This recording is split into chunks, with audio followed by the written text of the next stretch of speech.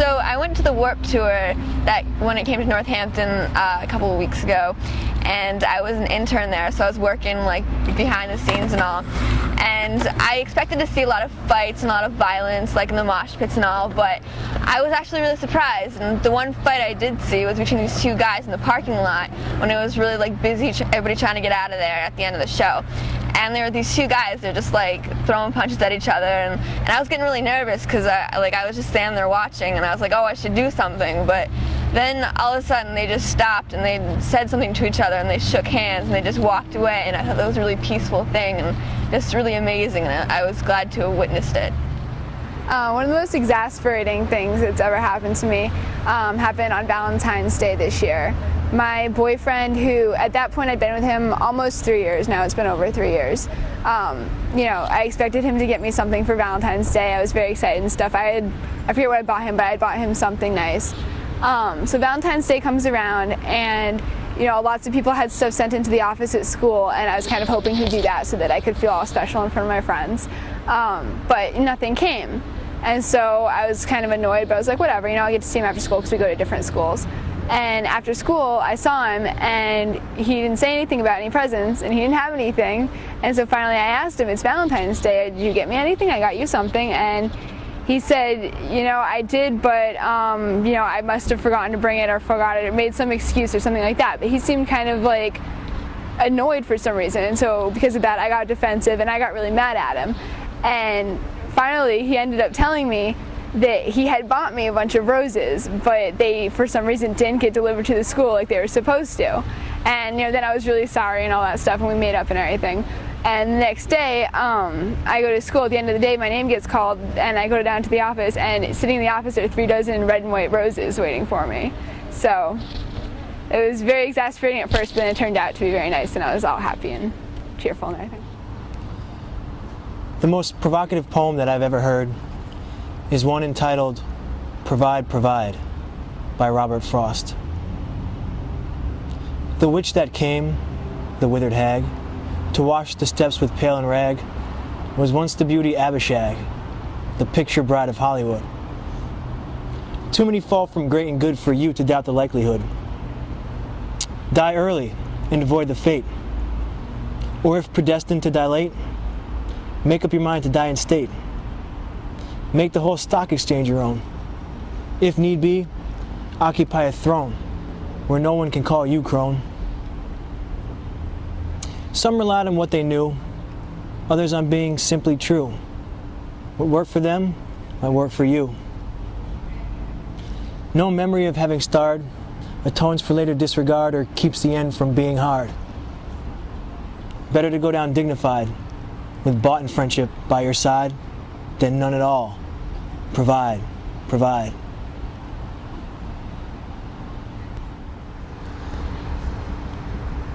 The most mournful poem that I've ever heard is one by E. E. Cummings. Buffalo Bill's defunct, who used to ride a water-smooth silver stallion and break 1, 2, 3, 4 pigeons just like that, Jesus. He was a handsome man. And now what I want to know is, how do you like your blue-eyed boy, Mr. Death?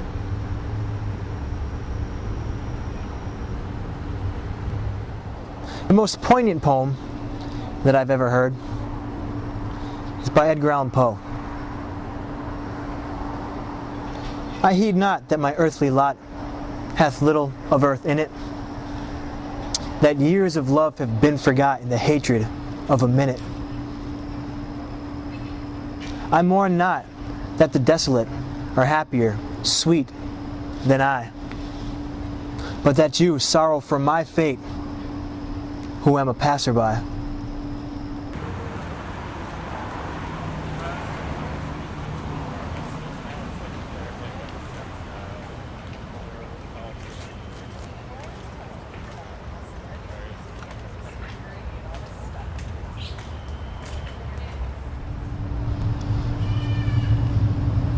Ezra Pound once wrote a poem, and it must be the most scintillating poem that I've ever heard.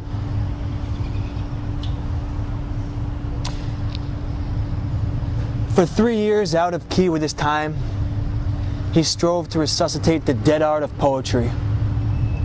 Wrong from the start. No, hardly. But seeing that he had been born in a half-savage country out of date, bent resolutely on wringing lilies from the acorn, Capaneus, trout for factitious bait. Igmeni carto ponti seni traei, caught in the unstopped ear. Giving the rocks small leeway, the chopped seas held him therefore that year. His true Penelope was Flaubert. He fished by obstinate isles. Observe the elegance of Circe's hair rather than the models on sundials. Unaffected by the march of events, he passed from men's memory in l'entrant deuxième des sonnages. The case presents no adjunct for the muse's diadem. The age demanded an image of its accelerated grimace, something for the modern stage, not at any rate an Attic grace, not certainly the obscure reveries of the inward gaze, better mendacities than the classics in paraphrase. The age demanded, chiefly a mold and plaster made with no loss of time, a prose kinema, not a Shirley alabaster, or the sculptor of rhyme. The tea rose, tea gown, etc. supplants the mousseline of Kos. The pianola replaces Sappho's barbitos. Christ follows Dionysius, Phallic and Ambrosio made way for macerations, Caliban casts out Ariel. All things are flowing, sage Heraclitus says, but a tawdry cheapness shall outlast our days. Even the Christian beauty defects after Samothrace. We see Tucaran displayed in the marketplace. O bride Apollo, Tenandra, Teneroa, Tinatean. What god, man or hero, shall I place a tin wreath upon? These fought in any case, and some believing, pro bono in any case. Some quick to arm, some for adventure, some from fear of weakness, some from fear of censure, some from love of slaughter in the imagination, learning later, some from fear, learning love of slaughter. Died some pro patria, non dulce non et decor. Walked eye deep in hell, believing in old men's lies, and then, unbelieving, came home to a lie, home to many deceits. Usury age-old and age-thick in liars in public places. Daring as never before, wastage as never before, young blood and high blood, fair cheeks and fine bodies. Fortitude as never before, frankness as never before, disillusions as never told in the old days. Hysteria, trench confessions, laughter out of dead bellies. There died a myriad, and of the best among them, for an old bitch gone in the teeth, for a botched civilization, charms smiling at the good mouth, quick eyes gone under earth's lid, for a few gross of broken statues, for a few thousand battered books. That's it.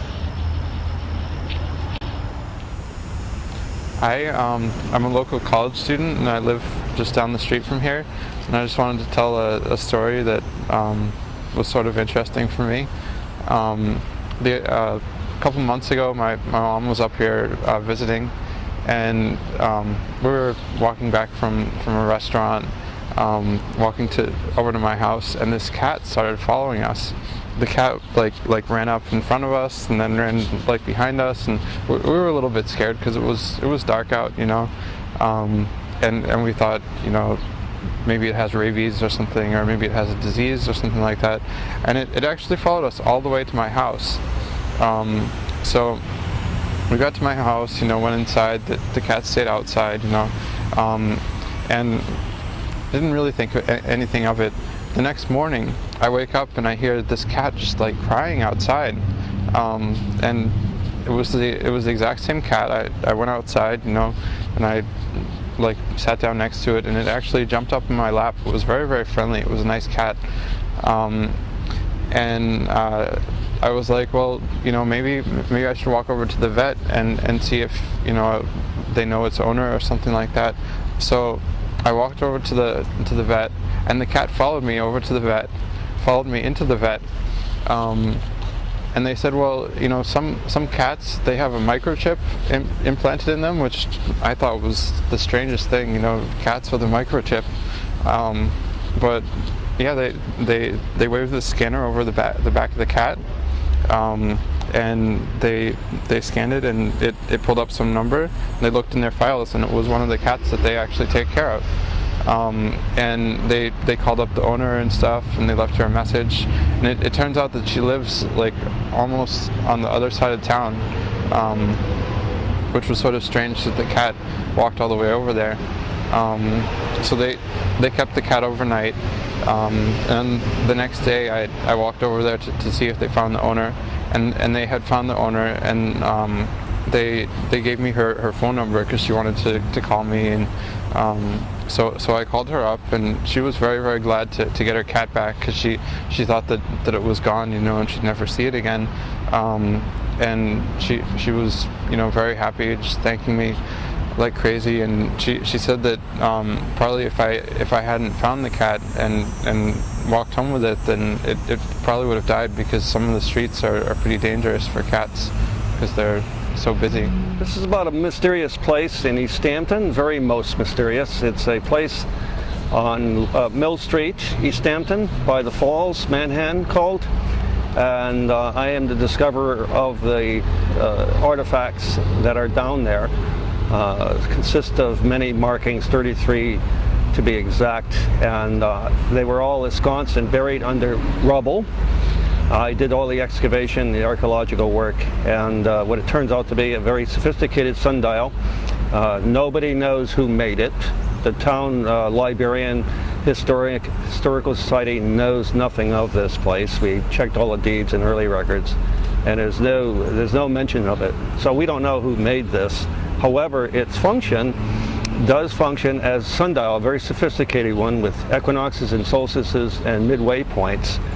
And also there are several gnomons, what they're called, or just standing stones, or dial columns for casting shadows. And that is, I've been doing all the research, test and observation. It has indeed proven without doubt that they are what they are, that's what they do. And hoping to get a grant to probably from the Science Foundation to make the stone dials and put them in place so future people can actually see it for themselves. And my name is Maurice Dubois. I was born in East Hampton, a native. One of the most spectacular things I've seen has to have been, let's see, when I was in Egypt at the Great Pyramids. I was looking at the pyramids through some binoculars, and I saw this silver disc-shaped craft, if you will, kind of floating behind the pyramids. And I thought to myself, well, couldn't be a plane or a helicopter. It didn't make any sound. It just floated and hovered behind the pyramid. And before I could tell anyone else, I was so in awe of this sighting. It started to descend slowly behind the pyramids. So I watched it come down. After seeing that, that's when I knew I had just seen something spectacular.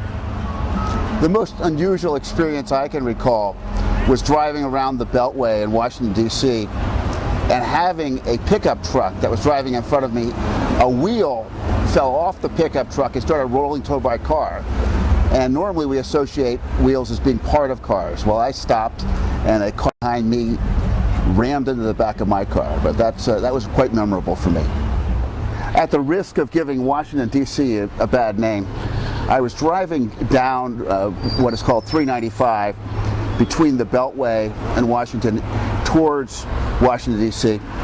And a gentleman, I shouldn't say gentleman, but a guy in a black Nissan with all the windows tinted, pulled out a gun and fired 3 shots at the car that was on the side next to me. And I asked the guy, I said, did this person know you? He said, no, I don't know. I didn't know him at all.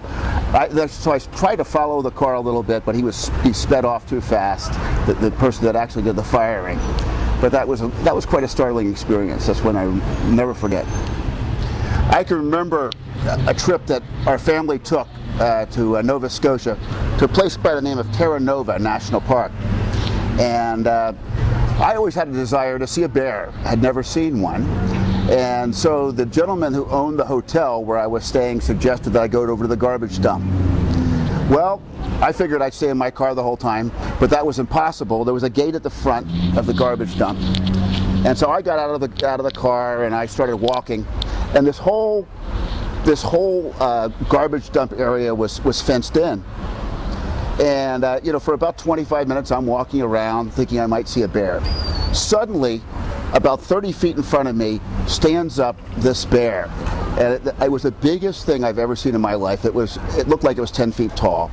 And supposedly they only had black bears in that area, but it was huge. And of course, the one problem I noticed was the bear started walking toward me. It wasn't like Yogi in the commercials. The bear started walking toward me, was fearless. And I had realized, as it was walking toward me, that I had seen my bear, and I was finished. So I kind of backed up, looking at the bear, and then I walked away quite quickly and looked to see how far behind the bear was. But I did get out safely. But it was quite the memorable experience. I've seen my bear.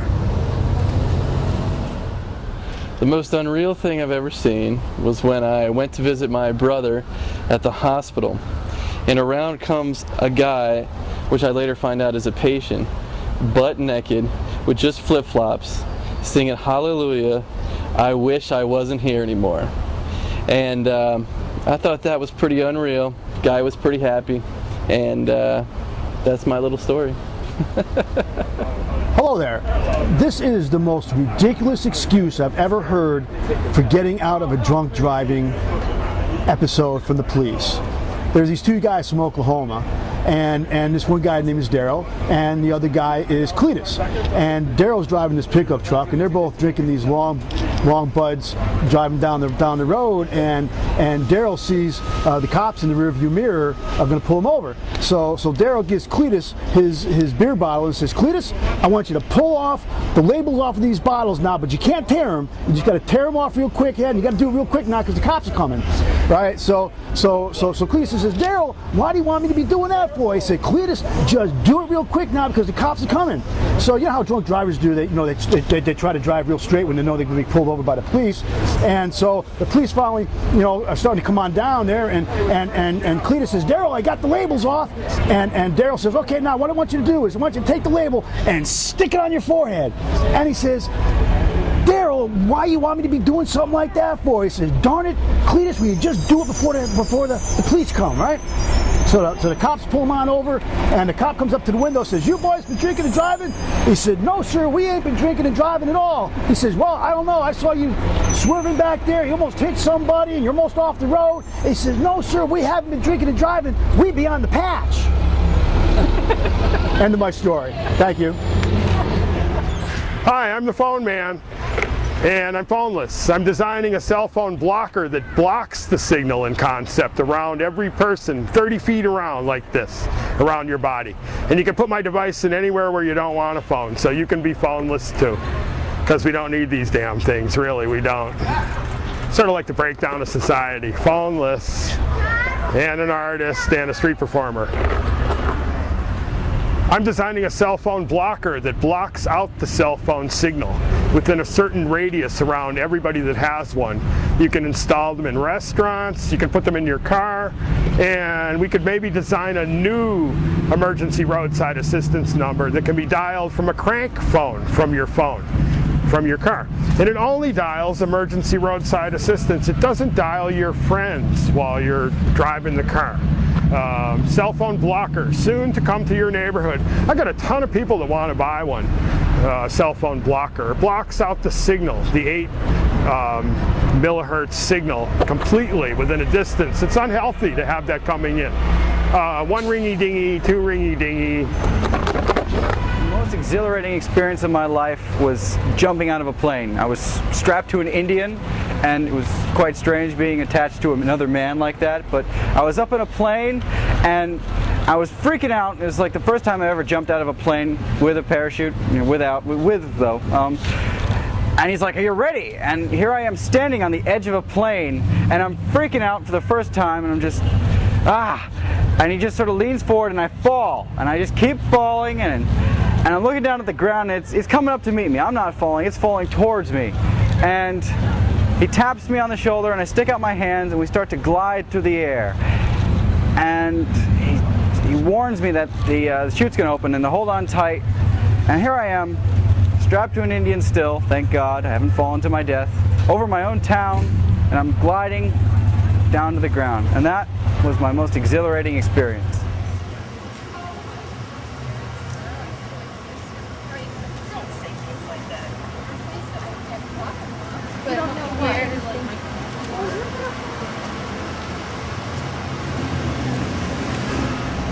The most interesting thing I found when I came here to Northampton is in my hometown I have an art gallery and a bank too. But I came here to buy Leonard Nimoy's book called Shekinah, and it was really cool to see all his pictures and photographs of women here in the bank vault.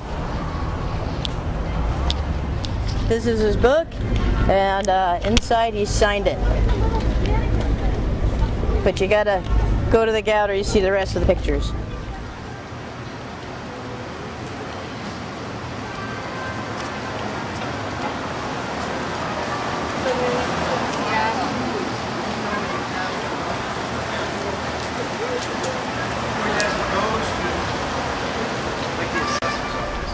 Oh, it was the most disorienting and confusing and awe-inspiring and strange experience to be in the hurricane in South Mississippi. We just arrived here today. We evacuated, but we stayed through the hurricane. We stayed for several days. We're in a town you're not hearing much about on national news because we're 70 miles inland. But all of South Mississippi, the whole half of the state, is without power, without telephones, without cell phones.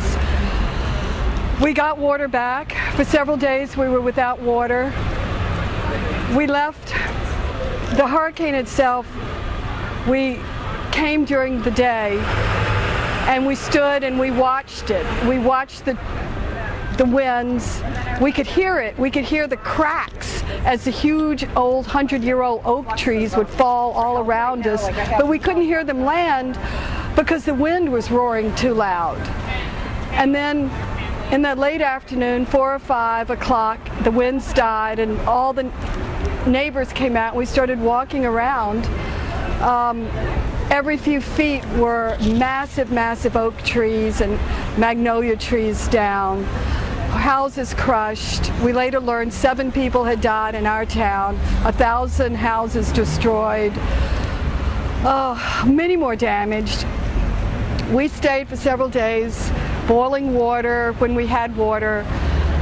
We would trek with buckets. We formed a bucket brigade to a neighbor's swimming pool to get water to use to flush the toilets. So we trucked down the street with our little buckets. It was too hot to sleep. We slept on the roof. We left because my daughter had a college tour that we had set up. My husband stayed because looting had begun 3 blocks from our house. And we finally, today, were able to talk with him. They finally have some telephone service. He said he slept on the roof last night with a turkey gun and a handgun and heard people in the backyard, prowlers in the backyard.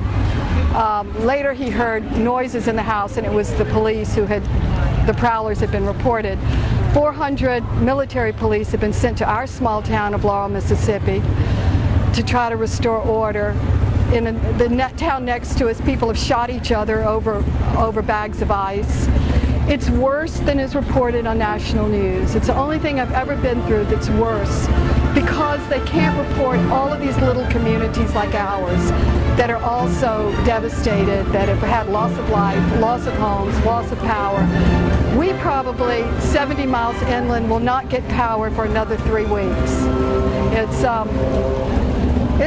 It's amazing. And then it's very strange to be here. That's all I have to say.